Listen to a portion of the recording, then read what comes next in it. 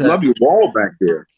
All right, sweet. Oh, thank you very much. Yeah, it's I've got quite the collection. It took all of my power not to wear my Ghostbuster uniform today.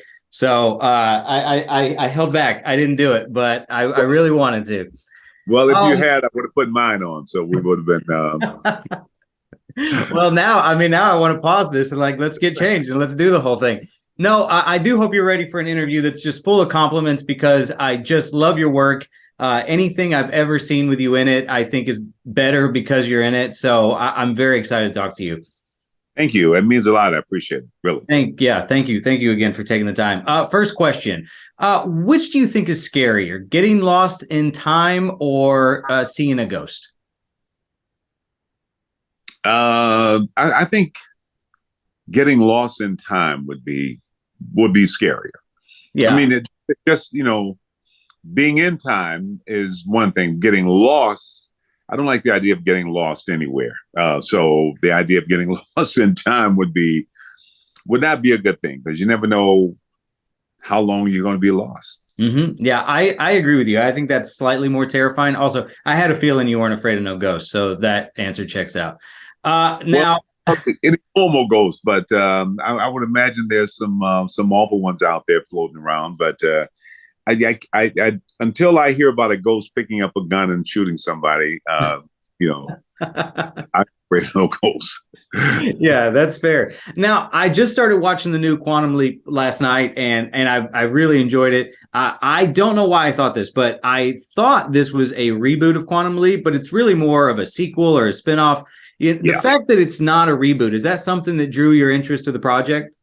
Absolutely. Honestly, I love the first Quantum Leap. I watched it with my sons back in the 90s. And what Scott Bakula brought to that character, it was his own humanity, his own personality. You can't redo that. So to go back and try to redo or get someone who can do something better, that just would not work. But this is 30 years later. It sort of builds on that whole, the original thing. And so these are different people, it's new technology that we've added. And it's a natural thing to do an extension or continuation. It's just 30 years later. And I think what Raymond Lee brings to it, it's so amazing because he has his own sort of way, his own humanity. I can't imagine anybody not liking him. The idea of stepping in someone else's shoes, definitely I could see him doing that. So he has his own thing. And I think what Scott had, which that whole first series was about, nobody can, you can't replicate that. That's Scott. And this is different. Right. I used to watch the old show back in the 90s as well. I haven't watched it since I was a kid, but I watched a couple of episodes of it to kind of refresh on this. And then I've liked this new series so much that I actually want to go back and rewatch it now. The first episode of the new series was actually dedicated to Dean Stockwell. And I was just curious if you ever worked with Dean or if you'd ever had a chance to meet him in person. Only in the brief meeting at some event. Did not know him personally. But fan of his work, loved his work. And the two guys, it was definitely a guy's thing. I mean, you look at that original series, and it was definitely a series of its time. And I loved it. We're at a different time now, so I'm not sure. They said, somebody said it was a bromance. It was guys doing what guys used to do. And this one is a romance. We're at a different place, but I love it. But you have to take it for when it was. Right. Now, your character Magic is the head of the Quantum Leap project, but he was also in an episode of the third season of the original series, I think. When you signed on, did you rewatch that episode, or did you feel like that wasn't necessary because your character is 50 years older and essentially a new person at this point? No, it was absolutely necessary. Yeah, I remember vaguely, back when it was originally on, but I reviewed it, went back, and there was some interesting things about him. The fact that he was named Magic before this happened, so he has had that sort of intuitive thing that his platoon commander thought that he had sort of saved them from some, difficult situations before. So there was something about him. Also, I was fascinated by what makes a guy, after his term is over, decide to stay in the military, become a military man. What compels him to stick around many, many years later to get this project going? So all of those things were kind of questions. Some of them have been answered, but there's still a lot. Who is this guy? But definitely watching the original and seeing kind of where we were introduced to him was really important. Yeah. Now I just saw the finale, and I don't want to say any spoilers, but do you personally hope to see that this going to lead to you guys finding Sam Beckett at all? Do you think? Well, that'll probably depend on that'll depend on any negotiation with Scott Bakula and NBC. I certainly, I'm a huge fan of Scott, and I would love to see that happen. And I think the fans would love to see it happen. I don't really know what goes in. All I know is I would do anything to get a chance to work with him, but also to see him come back to be a part of the franchise. But like I said, there's stuff going on that I'm not privy to, or just doesn't really stop anything. But I think it would really be a big plus if the fans got a chance to see that. I mean, the fact that he's sort of left hanging out there in the ether or wherever time is, that doesn't feel good. I don't think it didn't feel good to Magic in the beginning, which is partly why he was so committed to getting this project up and running. Yeah, so I'd love to see it happen. I'm not going to wait for it to happen because I don't know complications, but I'd love to see it happen. Yeah, as I was watching, I was just like, oh man, this has got to eventually lead to them finding Sam or some sort of closure, or just even finding out where he is and what happened to him. And maybe he's happy there. Who knows? Maybe he's like, there's no internet here. This is great. I love this. Yeah. I'm going to stay. Right. Yeah. No, I think that, but like I said, maybe be a great explanation if we kind of knew. But in the meantime, we have, Ben Song, Dr. Ben Song, who's out there now. We can at least follow him, but we're not sure we can even get him back. So, so that's complicated in and of itself. Maybe they'll leap and meet together and have dinner or something. I don't know. The show really sort of, when we talk about time, and going back and how do you alter time, and is that a parallel universe? Is that something that, someone who died now, and we're at this point of them being gone and now they're here? I mean, how does that all, it just opens up infinite questions. In fact, I wanted to ask you that if at any point during, being attached to this project, you read the scripts, like, does your head ever hurt thinking about the time travel theories and just getting sort of like, wait a second, because there's sometimes when I'll watch the show or anything with, time travel, where I'll be like, if this is happening in the past, is this happening concurrently while you guys are going on, or has it already changed? You would think like maybe the history's already changed because he's gone back, and it just creates a whole thing in your head where you're like, it's hurting. It's giving me a headache. Right. Yeah. Yeah. No, because there are many ways to look at time travel. I mean, we travel, we can step back into our other selves. That's one thing. Step back into other people. That's something else. Or just step back and be able to witness, but not be able to change, because it's, like a CD, even though you watch till the end, it's still, if you go back to that spot, it's still going on. So, that whole quantum physics thing, I'm not really sure how that worked, or at every moment, do we branch off into infinite possibilities? Certainly the universe is capable of that. I mean, I was when we were shooting the pilot, I had a hotel room in Vancouver, and every morning the seagull would sort of land on my deck, and he'd sort of look down, and below you see the other seagulls sort of flying around, and he would just kind of watch for about an hour, and then he just take off. I don't know where he's going to or where he's coming from, but it just, I thought, wow, man, this is his whole world, his whole life. Is it any less important than mine? I mean, you know, and you can look at every single life form. I mean, it's just, it's infinite. It's just beyond, you can't calculate it. So maybe there are alternate universes, you know, that are happening. I don't know. I know I'm in this one. You also don't know. I mean, we could get off on this tangent all day long. I would just love to talk to you about this. But I mean, there's that movie Sliding Doors, I think, with Gwyneth Paltrow, where it shows what would happen.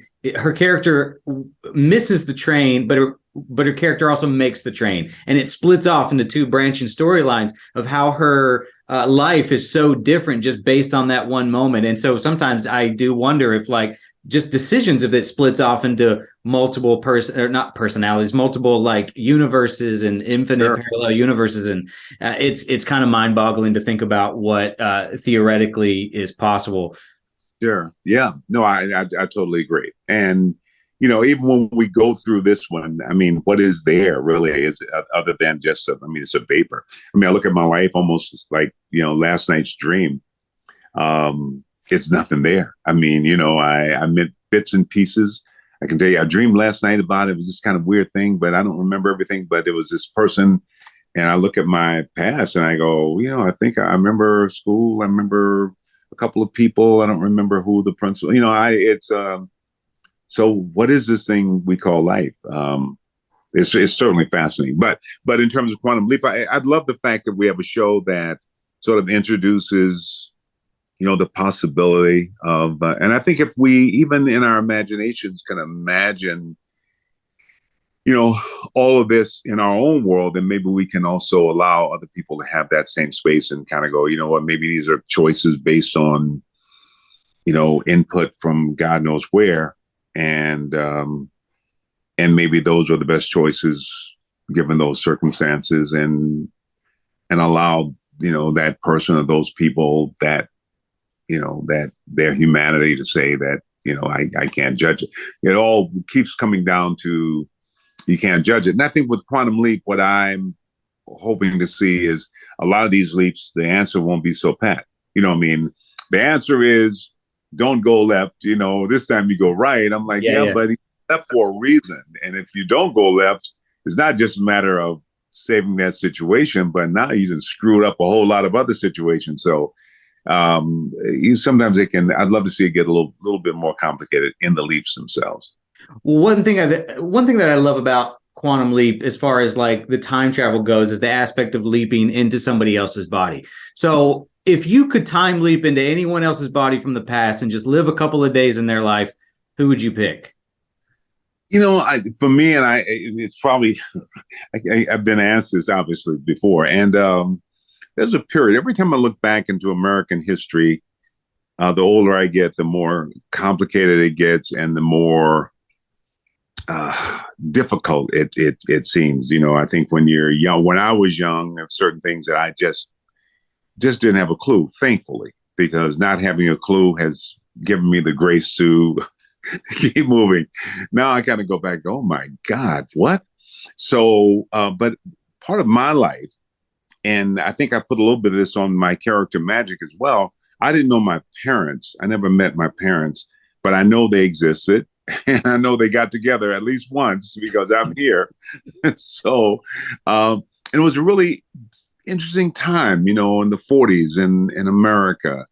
So I wouldn't want to leap into either one of them, that's for sure. But a good friend who witnessed this happening, just what the world was really like, and what, you know, just the choices they made to, you know, and that all led to this, that I'm still living the effect of that. But I would love to, in a real world, witness those people and how I got here and to this place and to get to live this life. So that's just me. That's a personal thing. But in terms of just in general, and certainly in the States, I kind of go, well, maybe if it was, you know, 1875, Then I gotta go, nah, I don't think so.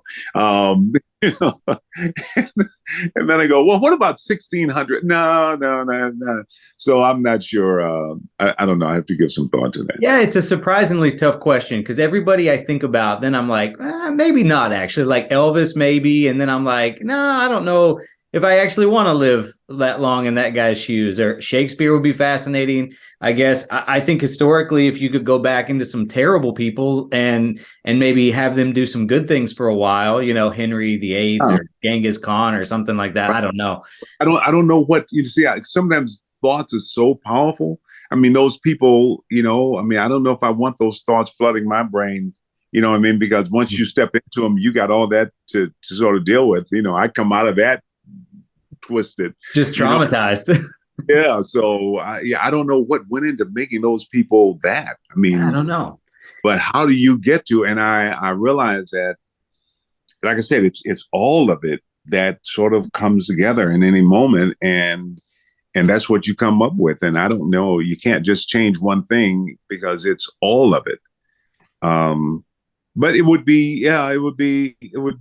I think if I could sort of say, even if I couldn't change the course, just change an idea, like Mhm. some bad idea that maybe if you could just plant something, some light in the middle of all that, and they make a different choice, would be sort of interesting. That was sort of what I was thinking. I like that answer. It's a good answer. Now, obviously, you're most well known for Ghostbusters, but aside from Ghostbusters, you've got this amazing filmography you've built up over the years. Is there any one particular movie or show that you're especially proud of that you would like people to go back and check out today? Um, I don't know that. I've always been looking for that one role that would sort of say, okay, that's what I do. I mean, this is a role that I'll go to my grave with a smile because I got a chance to do that role. I haven't found that yet, but I've been blessed, thankful that some of the work, I can watch now and feel good about. Some of it I kind of cringe, but not a lot, thankfully. But I love The Crow. I'm thankful I got a chance to work with Brandon. And I love The Hand That Rocks the Cradle. It was just an interesting character for me to sort of explore. And but Oz. I mean, all of it in some way or other. I still even Congo. I mean, I loved. Yeah. So there's nothing I'm really. Maybe a couple things that I just would love to go back and make another decision. But generally speaking, Ghostbusters is one of those things that sort of transition, and early on, I had my issues with it, but as time has gone by, I can't even remember what they were. I'm just thankful that fans love it. And I get certainly Halloween, families, kids, sending me pictures. They're dressed up in their jumpsuits, and Yeah. thankful that people still, after all these many years, I was watching TV. I was watching the news yesterday, and they were um, in